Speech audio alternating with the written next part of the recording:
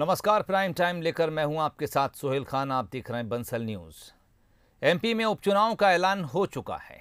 Ticket को लेकर दावेदारों की भीड़ भी दिखने लगी है। बीजेपी हो या फिर कांग्रेस, दोनों ही जगह दावेदारों की कमी नहीं है। शुक्रवार से तो नामांकन भी शुरू हो चुका, हालांकि अभी तक दोनों ही दलों से कैंडिडेट फाइनल नहीं हुए हैं। देखिए ये रिपोर्ट। दावेदारों की जुटने लगी भीड़। बीजेपी और कांग्रेस में कैंडिडेट क्राउड। 2 अक्टूबर को कमलनाथ की बैठक। बीजेपी में मंथन का दौर। बीजेपी कार्यालय में ये भीड़ उपचुनाव दावेदारों की है। 1 अक्टूबर से नामांकन शुरू हो चुका है, लेकिन अभी चारों में से किसी भी सीट पर कैंडिडेट तय नहीं हुआ है। बीजेपी में लगातार मंथन का दौर जारी है। शुक्रवार को वीडी शर्मा से अर्चना चिटनीस ने मुलाकात की, तो वहीं खंडवा सीट से पूर्व सांसद नंद कुमार सिंह चौहान के पुत्र हर्षवर्धन सिंह चौहान के साथ दीपक सिंह चौहान, नागर सिंह चौहान से भी मुलाकात की। कैंडिडेट को लेकर खंडवा लोकसभा सीट ही नहीं, बल्कि जोबट, रैगांव और पृथ्वीपुर विधानसभा सीट के दावेदारों का प्रदेश कार्यालय आना भी शुरू हो गया है। प्रचंड बहुमत के साथ जीत मिलेगी भारतीय जनता पार्टी को। भारतीय जनता पार्टी कार्यकर्ताओं का आधारित दल है, तो हम तो लगातार अपनी मेहनत में लगे हैं। कब तक प्रत्याशी सामने आ जाएंगे? जल्दी आएंगे, केंद्रीय नेतृत्व तुम्हारा तय कर देगा। बैठक होने वाली कुछ इसको लेकर? हाँ, वो तो चल रही है, बैठकें चल रही हैं, सतत बैठकें चल रही हैं। 2 अक्टूबर को पीसीसी में कमलनाथ भी बड़ी बैठक लेने जा रहे हैं। इन सब के बीच खंडवा सीट पर कांग्रेस प्रत्याशी को लेकर अपनी अपनी दावेदारी का शक्ति प्रदर्शन भी दिखाई देने लगा है। दिल्ली में हाईकमान से मुलाकात करके पूर्व केंद्रीय मंत्री अरुण यादव प्रदेश लौट आए हैं। बंसल न्यूज से खास बातचीत में पूर्व प्रदेश कांग्रेस अध्यक्ष ने कहा कि वे उपचुनाव के लिए पूरी तरह तैयार हैं। वहीं निर्दलीय विधायक सुरेंद्र सिंह शेरा भी अपनी पत्नी के टिकट के लिए दावा कर रहे हैं। 4 चुनाव होने मध्य प्रदेश के, और उसके लेकर जनरल सेक्रेटरी महोदय और अध्यक्ष जी से विस्तृत हमने चर्चा की है, राजनीतिक चर्चा की है, संगठन को लेकर हमने चर्चा की है। और देखिए, आपको पता है कांग्रेस पार्टी में अंतिम निर्णय दिल्ली का ही होता है। दिल्ली जो तय करेगी वो हमको मान्य होगा। अरुण यादव कितने तैयार हैं चुनाव के लिए? खासतौर 24/7 तैयार रहते हैं। अगर आप आम आदमी की आवाज़ सुनेंगे सर्वे में, और सही सर्वे होगा, जो कि पूरा विश्वास है आदरणीय कमलनाथ जी का सर्वे सही रहता है, ऑथेंटिक रहता है, और ऐसे लोगों से करवाते हैं कि कोई उनको जानता नहीं, ऐसे सर्वे होते हैं कमलनाथ जी के। और अगर सर्वे के आधार पर, ऑथेंटिक सर्वे के आधार पर टिकट, मैंने डे 1 से बोल रहा हूँ कि मेरे सिवा, जयश्री सुरेंद्र सिंह के सिवा किसी को टिकट मिलेगा नहीं। ऑथेंटिसिटी यही है। चुनाव का काउंटडाउन शुरू हो चुका है। 30 अक्टूबर को मतदान है। नामांकन भी शुरू हो चुका है। ऐसे में दावेदारों की बेचैनी समझी जा सकती है। अब जब तक टिकट फाइनल नहीं होता, तब तक कौन बनेगा कैंडिडेट के लिए इंतजार करना होगा। लेकिन बड़ा सवाल यह भी कि क्या इस बार कैंडिडेट को तैयारी का वक्त मिलेगा, और जिन्हें टिकट नहीं मिलेगा, क्या उन्हें मनाने का वक्त मिलेगा? Bureau report, Bansal news. Madhya Pradesh के उपचुनाव में जयस संगठन खेल बिगाड़ सकता है। जयस कांग्रेस को अपना सपोर्ट देगा या फिर अपना खुद का उम्मीदवार उतारेगा, इसे लेकर 5 अक्टूबर को फैसला होगा। हालांकि जयस ने हीरालाल अलावा से किनारा कर लिया है। हीरालाल के कांग्रेस में जाने से जयस अपनी अलग रणनीति बना रहा है। अलीराजपुर जिला अध्यक्ष विक्रम सिंह ने सवाल उठाए हैं। हालांकि हीरालाल अलावा का कहना है कि हम सब एक हैं।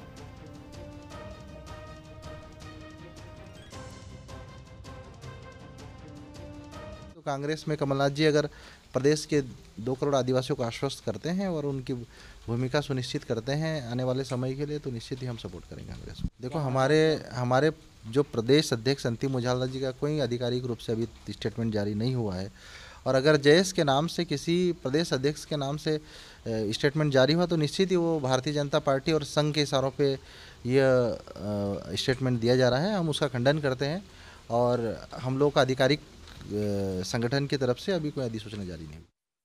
जयस एक सामाजिक संगठन है, समाज की विचारधारा को लेकर समाज को एकत्रित कर रहा है, और इस चुनाव में जयस की कोई भूमिका नहीं रहेगी। लेकिन जयस समाज के हित के लिए एक निर्दलीय जयस समर्थित कोई भी कैंडिडेट उतारे। कैंडिडेट निष्पक्ष रहेगा, किसी पार्टी से ताल्लुक़ नहीं रखेगा। ये निर्दलीय भी हो सकता है, जो भी सामाजिक विचारधारा और इस क्षेत्र के विकास के लिए बात करेगा, ऐसे कैंडिडेट को हम भेजेंगे। देखिए, पहली बात तो ये स्पष्ट हो जाती है कि कोई भी पार्टी से अगर ताल्लुक़ रखता है तो वो समाज का अध्यक्ष नहीं हो सकता है। तो इस बात को स्पष्ट कर देता हूँ कि जो समाज का जो अध्यक्ष रहता है वो पार्टी की विचारधारा अलग होती है, तो ये हम उनकी बात को नकारते हैं और उनकी बात के साथ हम उनका समर्थन नहीं करते। मुख्यमंत्री शिवराज सिंह चौहान ने शिवपुरी में आयोजित एक कार्यक्रम में महिलाओं को करोड़ों की सौगात दी है। आहार अनुदान योजना के तहत सहरिया, बैगा और भारिया जनजाति की महिलाओं के अकाउंट में सिंगल क्लिक के जरिए भुगतान किया गया। साथ ही 20,000 महिला स्व सहायता को क्रेडिट लिंकेज के तहत 250 करोड़ रुपए का लोन दिया गया है। इस मौके पर सीएम शिवराज ने कहा कि अब गांव में बिजली बिल वसूलने का काम महिलाएं करेंगी।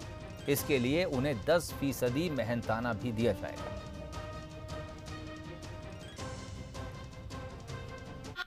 अब हमने तय किया है कि राशन की दुकानों में से भी कई दुकानें महिला स्व सहायता समूह की बहनें चलाएंगी, वो राशन ढंग से बांटेंगी। अब बताओ मुझे, राशन की दुकान चला लोगी? अरे जोर से बोल के बताओ बहनों, चला लोगी? तो बहनें अब सिलेक्टेड राशन की दुकानें भी चलाएंगी। और बहनों, केवल राशन की दुकान नहीं, खरीदी करती है सरकार। गेहूं खरीदती है, धान खरीदती है। मैं चाहता हूं मेरी बहनों, ये गेहूं और धान खरीदी में भी कुछ काम तुम अपने हाथ में लो, खरीदो, और उसमें से खरीदी पे पैसा मिलता है, अभी सोसाइटी के माध्यम से होता है। मैं चाहता हूं कि कुछ खरीदी के केंद्र मैं अपनी स्व सहायता समूह की बहनों को दे दूं। कलेक्टर और कमिश्नर सुन लें, हमने फैसला किया है कि एक मकान में गरीब परिवार अगर है, कई सदस्य रह रहे हैं, तो परिवार में पति पत्नी और उसके बच्चे को यूनिट मान के ऐसे लोगों को अलग से पट्टा देके, प्लाट देके जमीन का मालिक बनाया जाएगा। बोलो बनना चाहिए कि नहीं? इधर भी बोलो बनना चाहिए कि नहीं? कहां रहेंगे नहीं तो पहले चरण में जहां सरकारी जमीन होगी, सरकारी जमीन पर पट्टे देंगे, और अगर कहीं सरकारी नहीं मिली यशोधरा जी तो जमीन खरीद के भी पट्टे तो देंगे। जमीन तो चाहिए भाई। चलिए, खबर छत्तीसगढ़ से लेंगे। राजनीतिक हलचल की अगर बात करें तो छत्तीसगढ़ अभी से चुनावी मोड में नजर आने लगा है। कांग्रेस और बीजेपी लगातार जनता से जुड़े मुद्दों को उठाकर जनता के बीच अपनी पैठ बनाने में जुट गई है। इसी सिलसिले में कांग्रेस अब राज्य के युवाओं पर दांव खेलने जा रही है, लेकिन बीजेपी इसे अभी से सरकार का असफल प्रयास बता रही है। क्या है ये दांव और क्यों बीजेपी को इस पर शक है? देखिए ये खास रिपोर्ट। छत्तीसगढ़ में सरकार अब युवाओं को अपने साथ जोड़ना चाहती है। भूपेश सरकार युवाओं के जरिए गढ़बो नवा छत्तीसगढ़ के सपने को साकार करना चाहती है, जिसके लिए राज्य भर में राजीव युवा मितान क्लब योजना की शुरुआत की गई है। सरकार का दावा है कि ऐसा करने से राज्य के युवाओं को रचनात्मक कार्यों से जोड़ा जा सकेगा, साथ ही युवाओं में नेतृत्व क्षमता के साथ साथ सामाजिक दायित्वों के प्रति सजग भी बनाया जा सकेगा। इसी उद्देश्य के तहत प्रदेश की सभी ग्राम पंचायतों और नगरीय निकाय वार्डों में 13,269 राजीव युवा मितान क्लब गठित किए जाएंगे, जिनमें 15 से 40 वर्ष के युवाओं को शामिल किया जाएगा। छत्तीसगढ़ शासन की एक महती योजना है राजीव युवा मितान क्लब, जो प्रत्येक वार्ड में और प्रत्येक पंचायत में इसका गठन किया जाएगा। लगभग छत्तीसगढ़ में 13,000 से अधिक राजीव युवा मितान क्लब का गठन किया जाएगा, जिसमें 15 से 40 साल की उम्र के लोग होंगे, जिसमें 33% महिलाएं होंगी, और प्रति तिमाही उन्हें 25,000 रुपया दिया जाएगा, मतलब साल में 1 लाख रुपया दिया जाएगा। लेकिन इधर बीजेपी का दावा है कि सरकार की इस युवा विकास योजना की उपयोगिता समझ से ही परे है। बीजेपी ये भी तंज कस रही है कि कांग्रेस को पहले अपने घोषणा पत्र के वादों को पूरा करना चाहिए। 1 लाख रुपया देने से चुनाव में कोई प्रभाव पड़ेगा नहीं। सवाल यह है कि उस 1 लाख रुपये की यूटिलिटी क्या है, जो लीडर है उसके दिमाग में उसको खर्च करने के लिए है, कौन सी एक्टिविटी चलेगी, उस एक्टिविटी के लिए वहां सुविधा है कि नहीं है, और यदि एक्टिविटी चयन करते हैं तो 1 लाख उसमें हो पाएगा कि नहीं हो पाएगा, यह महत्वपूर्ण विषय है। राजीव युवा मितान योजना के जरिए सरकार युवाओं को अपने साथ जोड़ना चाहती है।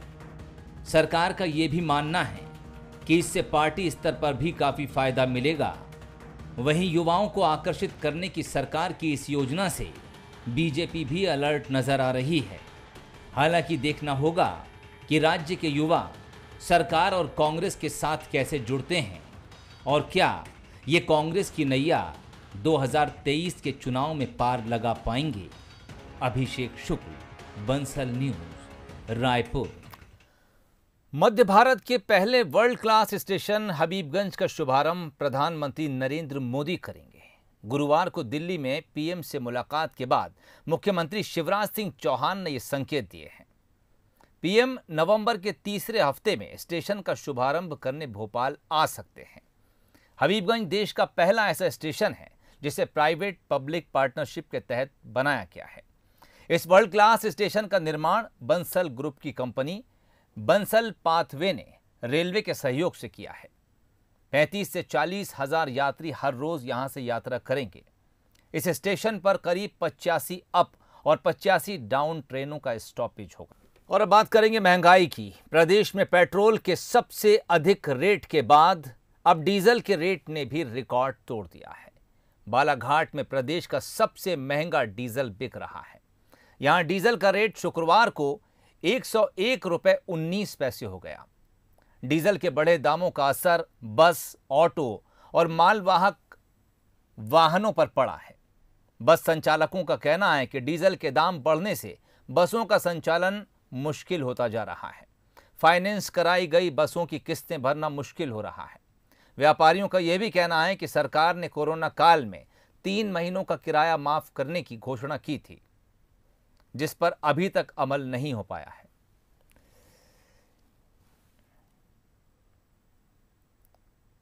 बहुत तकलीफ हो रही है। अपन बिजनेसमैन आदमी हैं, चाहते हैं कहीं वसूली वगैरह पे। जो पहले डीजल कम था, अब 101 रुपये 12 पैसे में मैंने आज डीजल डलवाया हूँ खंडेलवाल पंप से। ये जो हालात है दिन ब दिन बढ़ते जाएंगे तो हमारे धंधे पे तो बहुत असर पड़ रहा है। अब गाड़ी चलाना बहुत दुश्वारी हो रही है। इसमें हमको मरना हम लोग का तय है। अब ये स्थिति हो रही है कि या तो फांसी लगाए या क्या करे, धंधा करे कि ना करे। अक्टूबर को पूरा देश महात्मा गांधी का जन्म उत्सव मना रहा है। बापू की जयंती पर जगह जगह कार्यक्रम आयोजित किए जा रहे हैं, लेकिन भोपाल में महात्मा गांधी को याद करने की एक और वजह भी है। दरअसल महात्मा गांधी ने रॉयल मार्केट पर ताजुल मसाजिद से लगे बेनज़ीर महल और मोतिया तालाब से सटा बेनज़ीर ग्राउंड पर 1929 में पहली बार भोपाल आगमन पर आज़ादी को लेकर एक सभा की थी। लेकिन देखरेख के अभाव में मैदान अब जर्जर हो चुका है। इसकी पवेलियन की तरह बैठने की जगह असामाजिक तत्वों की पनाहगाह बन गई है। देखिए ये खास रिपोर्ट।